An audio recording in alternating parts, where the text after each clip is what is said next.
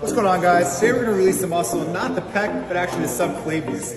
The subclavius is a tight muscle that actually is responsible for eccentrically controlling the clavicle rotation. So when I reach overhead, the clavicle is going to rotate. So you reach overhead for me? You can't see it here because his muscles are covering it, but his clavicle is rotating on an axis like that.